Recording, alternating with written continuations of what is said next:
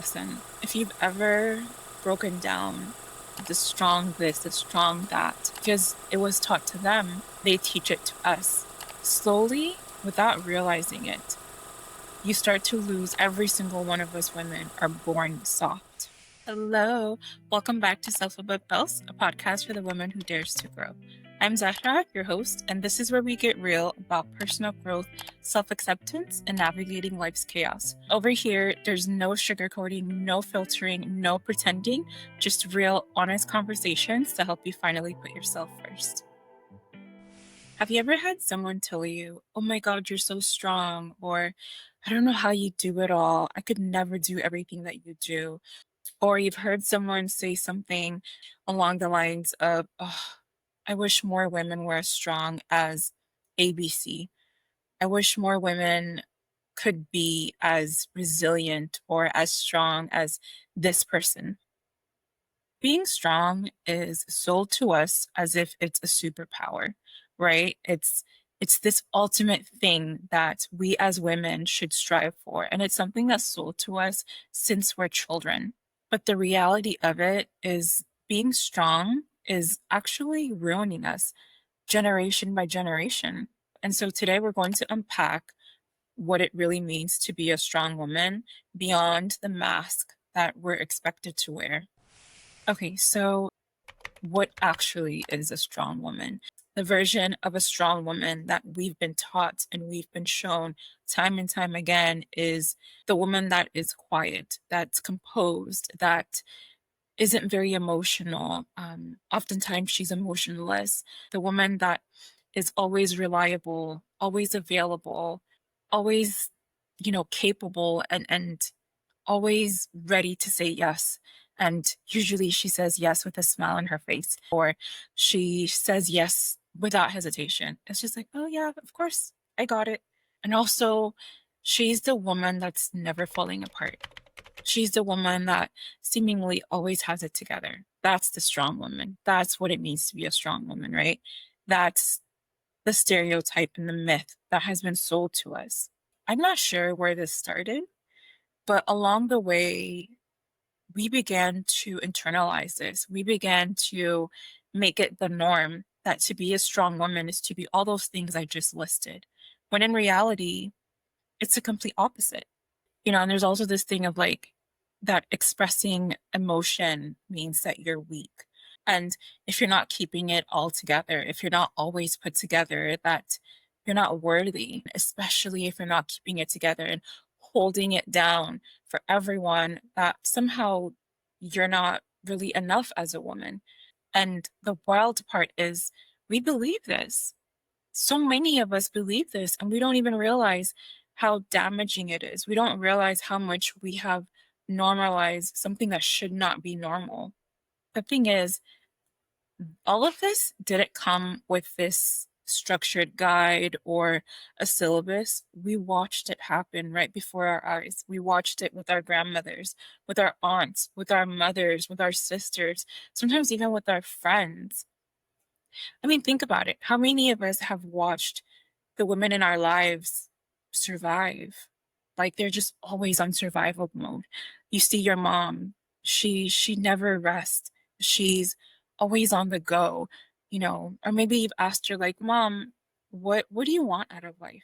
Did you ever have any dreams, any hopes, any aspirations?" And she says one of two things.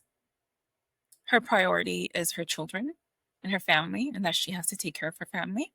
Or she says, yeah, I did, but. And then she lists all these excuses. And if you really listen to those reasons, those excuses, you start to realize that she just, for some reason, not for some reason, but because it was taught to her through her grandmother, through her mother, through her aunts, her community, her culture, that you got to put you aside. You have to be a strong mother now. You have to be a strong woman now and put everyone ahead of you. That's what it means to be a good mom. That's what it means to be a strong mom. That's what it means to be a strong woman, right? Or even how many times have we seen the women in our lives handle everyone else's chaos, everybody else's chaos. But when it comes to their own, when it comes to, maybe not even their own chaos, but just something for them, they almost never do it. I know you know women like this. I know so many women like this where they take on everything for all the people in their lives, for their friends, for their children, for, you know, the people at work, for their spouse. Then when it comes to them, they really don't. They don't. And that's where we learned our strength. That's where we learned this myth of being a strong woman. It got internalized early by all of us in the most subtle ways. It got internalized when people praised you for, pushing through, for not crying, and instead they told you, oh, you're such a strong girl. Or when people would tell you, you're so mature for your age, you know? Or when they told you, no, you have to be strong for your family. You have to be strong for your parents. And fast forward to our adulthood, and it shows up everywhere. You don't even realize it, but it shows up everywhere. For example, it shows up as overfunctioning at work because you don't want to let your teammates down, because you don't want to look like you're not doing anything. You don't want it to seem like you can't handle it, right? Another example is avoiding hard conversations in your relationships, in your friendships, in your romantic relationships, etc., because you don't want to lose that person, or because you're afraid you'll fall apart if you speak up. What happens to us at that point? You shut down. You emotionally shut down, and you start to, if not already, you start overperforming, and you become numb. You become numb. Sometimes you start pushing people away because you're so numb, so emotionally just shut off and cut off that, like, you're a shell of yourself. And when you're a shell of yourself, sometimes you don't want to be around people. It's not necessarily because you don't value those people, you don't love those people, but because you're just so overwhelmed, because you don't have the capacity anymore. Like, you're at your limit at this point, you know? Oh God. Listen, if you've ever broken down in your car once you got home and you're about to open that car door to get out, and you just start breaking down because you're just like, I can't anymore. I can't. This is all too much. But then in the back of your mind, you're like, no, you have to be strong. You have to be strong. You have to push through. Or if you've ever been countlessly praised for being the strong friend, the strong daughter, the strong this, the strong that, this episode is for you. This video is for you. Just hold on. Stick with me, okay? There's this term called performative strength, and this is essentially what you do when you are a strong woman, when you are unfortunately a victim of the strong woman stereotype. You're under performative strength, and that's where you show strength for appearances. You know, it's when you are doing the right thing, or you're holding it together because you think that's what others expect, or it's because that's what others expect of you. It's not because it's true to who you are, or it's true to you, and it's something that you um want necessarily. It's performative. It's a performance. It's a mask. It's something that you know, and at the start of the day when you're putting on your makeup and you're doing your skincare routine, all of that, you put on the mask to perform. And as with everything, there's a cost. And the cost in this case is burnout, it's chronic resentment, it's disconnecting and disconnection from your body and your emotions and yourself. You start managing how people perceive you, and you start valuing how people perceive you more than you yourself, more than who you are, because there's no you anymore. Your sense of self doesn't exist when you are the strong woman. It's like where you just smile when you know you're exhausted. You say, I'm okay. You say it to yourself, you say it to others when really you're exhausted, broken, or you're breaking day by day, moment by moment. And slowly, without realizing it, you start to lose access to your softness. I genuinely believe that every single one of us women are born soft, but it's society, it's our cultures, it's the women that we saw before us, or the women that are within our environment, because it was taught to them to be a strong woman. They teach it to us. And so they don't have their softness. So they teach us not to have our softness either. And to be a woman is naturally to be soft. But to be a strong woman in this way, through this myth, means you lose your softness. And essentially you lose yourself. And I don't know, you essentially become invisible in your own life. It's like you're you're looking at your life from the outside. You're watching this performance, even though you're the one performing. And on top of that, you're going through the motions and you're not truly present in your life. Is that really strength? Okay, sure. From the outside, it might look like strength. But again, at what cost? At what cost? So I want to kind of flip this over to talk about what actual strength looks like, not this myth that we've been sold, not this myth that we've been taught, but what actual strength as a woman looks like for us. Real strength is it's always being honest with yourself, even when you don't want to be. It's being able to say, you know what, I can't do this. I can't always do this. And I can't do this alone. Whatever this is, it's acknowledging that you can't do it alone. That's real strength. It's also being able to sit with yourself and say, you know what? I'm not okay. Right now, in this moment, in this year, in these last couple of months, these last couple of weeks, whatever, I'm not okay. And I know that it's okay that I'm not okay because eventually I will get out of it. But I am not okay right now. That's what real strength looks like. The women that are genuinely strong are the women that are vulnerable. They're the women that can admit that they need help. They're the women that can admit that it's too much. They're the women that sometimes burn it all down because it's just no more. It's like I can't anymore. Those are the real strong women. The women that are human, the women that accept all of that. They accept that they can't do it all. They accept that to be strong is also to admit that you're not strong, you know? Let me be clear, vulnerability is not a weakness. I have seen, especially on social media, I keep seeing a lot of self-help gurus or self-help speakers, whatever you want to call them, talk about how you need to be more cold. You need to essentially be emotionless. Please, please don't. It's okay to have emotions. It's okay to show your emotions.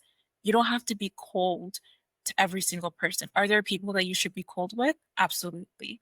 But the way a lot of the gurus have talked about this notion and this idea of vulnerability, it's very much no, you shouldn't be vulnerable. You should be vulnerable. You should. You absolutely should. Vulnerability is a very scary thing, but it's a very beautiful thing. Vulnerability is proof that you're human, and it's proof that you're soft. And what's wrong with being soft? I don't understand. What is wrong with being a soft woman? To be a woman is to be soft. What is wrong with that? Now, I want to give examples of what real strength looks like on a day-to-day basis. So, in your relationships, it can be romantic and it can be friendships. What real strength looks like saying to your friend or to your boyfriend or to whoever um is in your life, like, hey, I can't do this right now, or I'm not feeling too good right now. I'm feeling low, or I need more of this. I need less of this. I can't take ABC on. Um, this is too much for me right now, or this is not enough for me right now. It looks like all of those things instead of pretending you're fine, instead of just being like, oh, yeah, I'm okay, I'm fine. At work, real strength looks like having strong boundaries when it comes to your time. Because when it comes to work, no matter what your career field is, if you do not have boundaries around your time at work, people will take advantage. If you are always doing things like this and you're like, yeah, give me more work, give me more work, give me more work, guess what? They're going to give you more work and you're not going to get anything in return. So you need to limit how much you're taking on at work. That's an example of real strength, is being able to be like, you know what? This is what I'm willing to take on in terms of projects, in terms of clients, in terms of work for X amount of time, rather than taking on work because you just always feel guilty for saying no or something like that, or you feel bad for saying no to your manager or a teammate or whatever. No. Another example of real strength on a day-to-day basis with yourself is, you know, going to sleep. So many of us have insomnia, and it's self-induced insomnia because we're scrolling on social media instead of putting our phone away and going to bed. It's better to stare at the wall in pitch darkness than to stare at the blue light that comes from your phone screen and, scroll, scroll, scroll. That is strength within yourself. But there's actually this saying that I've come to say to myself, and that is, strong me knows when to let herself be soft. I have this everywhere because it's my reminder to myself, you know what? It's okay to be soft. It's okay to be vulnerable. It's okay to be you. It's okay to let yourself be a woman. And it's kind of my reminder to myself that to be a strong woman does not necessarily mean that I need to be everything for everyone, or that I need to always say yes and neglect myself. Ultimately, it isn't about weakness, because I think when it comes to us as women and being soft as women, being a soft woman has this correlation of you're weak, but it's not about weakness. It's about finally telling the truth. And that's where the real shift happens. That's where the real change happens. And that leads me to the next point, which is, how do you actually shift from being a victim of this myth to actually being a strong woman and having your strength be rooted in softness? I have some notes here, and these notes are based on things that I actually started doing. I will tell you right now, anyone that's in my life will tell you there's been a complete 180 when it comes to me. I used to be this woman that was just so emotionless, and so I need to be strong. I have to be everything for everyone. And I always just took on everyone's like emotions, everyone's problems, everyone's everything, to now I say no like it's my favorite sentence in the world, because it is my favorite sentence in the world. I genuinely have created a life so beautiful for myself. And so much of that has been rooted in the fact that I'm no longer this strong woman. I'm a very soft woman. And my softness and learning this softness again has been so so integral into really having such a lovely life. And I want that for you. So the key here is to stop performing and start practicing it. So, for example, the performance says, I'm fine, while the practice says, here's what I actually need, right? The performance might say something like, I can do it all, I just have to figure it out. Whereas the practice of being a strong woman is, I can't do it all, and I'm not supposed to do it all. And the thing about it is, you don't have to announce this to the world. You don't have to all of a sudden tell everybody in your life or people in your life, oh my God, I'm going to start being a soft woman, or oh my God, I'm no longer going to be the strong woman. I'm no longer going to be strong for everybody. You don't have to announce it to the world. You shouldn't announce it to the world. It should be something that you work on with yourself. Now, I want to break all of this down into practical real steps that you can start doing, whether you have 5 minutes, 10 minutes, 15 minutes, 30 minutes, an hour. These are actual steps that you can start now so you can stop this strong woman stereotype that's like, I know it's destroying you. I know you are exhausted. I want you to, for once, finally, genuinely love practically every aspect of your life because you have the best people in your life, because those people know that to your core, you're soft and you're strong and you need help. Okay. I'm going to be looking on screen. If you are listening on Spotify, I highly recommend watching the video version over on YouTube, because in the video version of the episodes and just the podcast, I always try to add a little bit more for you in terms of takeaways so that you get the most out of these episodes. But here are some actionable real steps that you can take. This week, I want you to schedule 15 minutes of nothing. What this means is you literally block out 15 minutes of your day. Doesn't matter what the day is. Block out 15 minutes of that day. And this is what's going to happen. No productivity, no fixing, no helping anyone else. That's it. If a message comes to you asking for help, you say no. If a work call happens, you don't answer it. After that 15 minutes, you can send an email and be like, oh, I was doing XYZ. I was busy working on this project and I'm getting back to you. Within that 15 minutes of nothing, I want you to answer the following. What am I feeling that I haven't had time to feel? Start there. That's all you have to do. Just start there. This is 15 minutes out of your entire week. You can spare 15 minutes. Or it can be 5 minutes. It can be 10 minutes. It can be 30 minutes. It can be 1 hour. But I recommend 15 minutes because it's kind of like the perfect middle ground between enough time. It's quick, but it's not overwhelming. You would be so surprised at what 15 minutes of nothing and just answering genuinely, what am I feeling that I have not allowed myself to feel? Really answering that and really pondering it for 15 minutes can do so much for you. You have no idea. The next step is to call it out. And what this looks like is taking inventory of the messages you've been fed about strength. So these are the myths that you've been told and the examples that you have either been taught or shown from other women around you, right? What have you been told directly or indirectly? And write it out in terms of like, strong means I don't, and then answer that. Or strong women don't, answer that one. Another one is if I'm not strong, then I'm, and then you answer that. And with all of these, you want to let yourself get specific.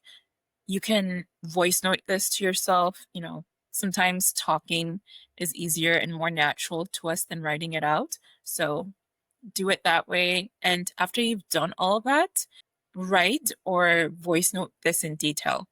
So in your perfect world, what does strong you actually look like? What does she take on? What does she refuse? Whatever your answer is there, that is ultimately who strong you is. The next step, step 3, is to identify where you hold your strength. So do you hold most of your strength mentally? Do you hold it emotionally? Do you hold it physically? If you mostly hold your strength mentally, that would be something like always solving problems, strategizing, keeping everyone else organized. If it's mostly emotional, that would be something like being the emotional sponge for everybody, or being the emotional dumpster where you're absorbing everyone else's stress, problems, emotions. You're essentially the emotional anchor. If you're mostly holding the performative strength physically, that looks something like always being on the go, always moving, always doing something, never letting your body fully rest. So once you identify where you hold that performative strength, what you want to do is start releasing it. So if you hold most of your performative strength mentally, to start releasing it, you want to stop trying to solve everything at once. Just let one problem just one problem sit unresolved for a while. If you hold most of your strength emotionally, what you want to do is give yourself space to actually feel things. Cry if you need to, scream if you need to, if you feel like it. Start therapy. Um, Talk to someone you trust. Talk to a tree if you need to, or write it out. And the whole point here is to let it out because you've been holding it in for so long. You want to just let it out. And lastly, if you hold most of your performative strength physically, what you want to do to start releasing it is just lie down for 10 minutes, unclench your jaw, do nothing, get your body off of the flight or fight mode that it's been on for all this time. I mentioned this earlier about vulnerability, but it also applies here. These are not signs of failure or acts of weakness. They're the ways that you get back to yourself because this performative strength, this strong woman stereotype, this myth of being a strong woman that has been sold to us, that has been taught to us, it's forced us to lose ourselves.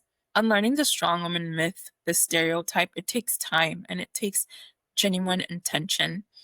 But on the other side of that unlearning is a version of you that is finally whole. Just know that you don't ever have to be the strongest one in the room or in the home, at work, or in life in order to be worthy of love and respect or rest. You just have to be you. You just have to be soft you.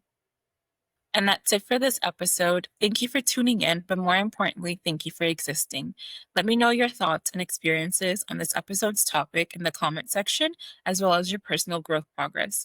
I read all of your comments and reply to as many as I can, so don't be shy. If you're enjoying this topic, be sure to join me over on our exclusive email newsletter, The Say Lounge. It's where I share members only perspectives, stories, and goodies you won't get anywhere else. And the best part, it's completely free, and I never bombard your inbox with those annoying, spammy, salesy stuff. It's just you, me, and our community of women daring to grow. Click the link in the description box below to enter the Say Lounge and sit at our table. As always, thank you for existing. Until next time, self above else.